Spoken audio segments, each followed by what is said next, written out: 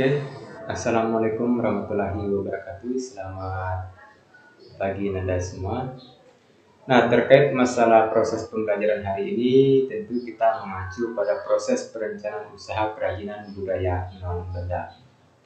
Nah, di sini telah kita ketahui bahwa di daerah kita ini terdiri dari beraneka ragam budaya-budaya lokal, kurang lebih 100 budaya-budaya terdapat di daerah kita itu sendiri. Nah, maka dari itu bagaimana caranya kita menciptakan sebuah kerajinan yang terinspirasi dari budaya-budaya non-benda kita. Nah, untuk menentukan sebuah ide dan peluang usaha terkait masalah kerajinan budaya non-benda, Bapak di sini akan memperlihatkan beberapa contoh-contoh terkait masalah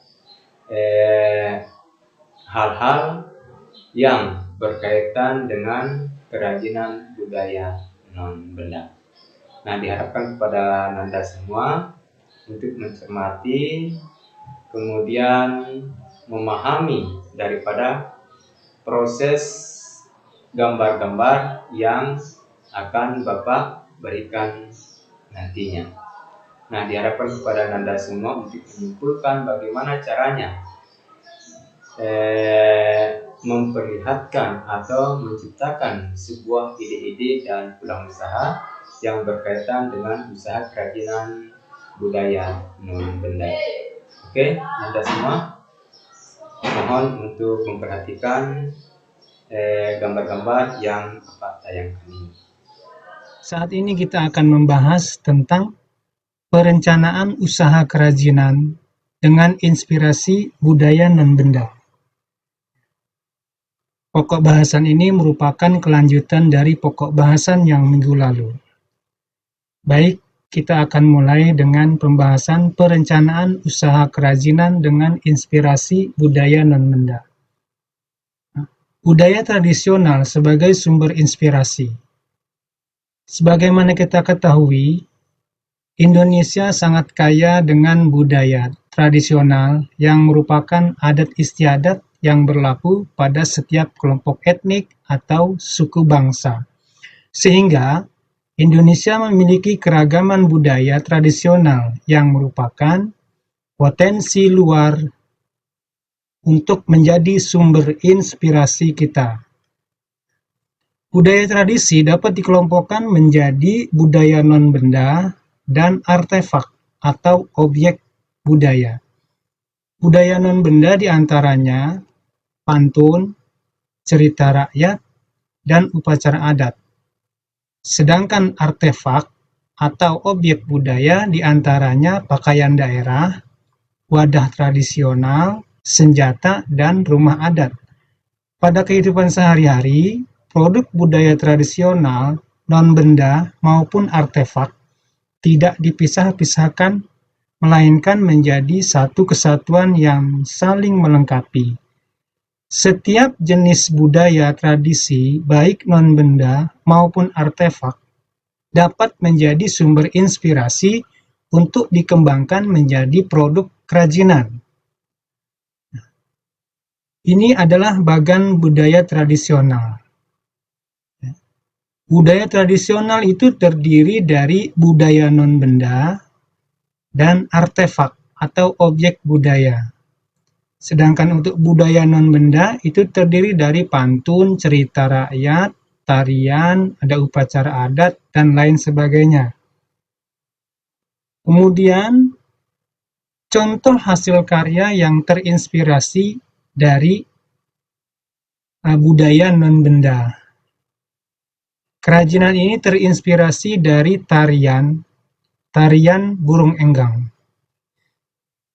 Inspirasi dari tarian burung enggang tersebut dituangkan dalam bentuk miniatur penari yang dibuat untuk souvenir. Jadi, pada kerajinan ini terinspirasi dari budaya tarian burung enggang. Selanjutnya di bawah terdapat gambar seorang petani yang sedang membajak sawah. Kegiatan khas daerah kita itu biasanya petani menggarap dengan kerbau secara tradisional. Nah, oleh karena itu, dari budaya non-benda tersebut, kita dapat terinspirasi untuk membuat suatu karya prakarya yang terdiri dari logam yang dibuat dalam bentuk miniatur dari seorang Pak Tani yang sedang membajak sawah. Ya. Pada gambar ini adalah kegiatan sehari-hari Pak Tani, biasanya di desa-desa. Sedangkan pada gambar yang sebelah kanan, ini adalah bentuk miniatur dari seorang petani yang sedang membajak sawah. Pembuatan miniatur ini terinspirasi dari budaya non-benda, yaitu kegiatan khas daerah dalam membajak sawah. Kemudian ada miniatur rumah adat. Apabila kita sedang berpergian ke suatu daerah, biasanya terdapat souvenir-souvenir yang dapat kita beli berupa rumah adat, alat-alat tradisional yang dibuat oleh pengrajin. Kesemuanya itu merupakan inspirasi dari budaya non-benda. Selanjutnya gambar sketsa dan batik.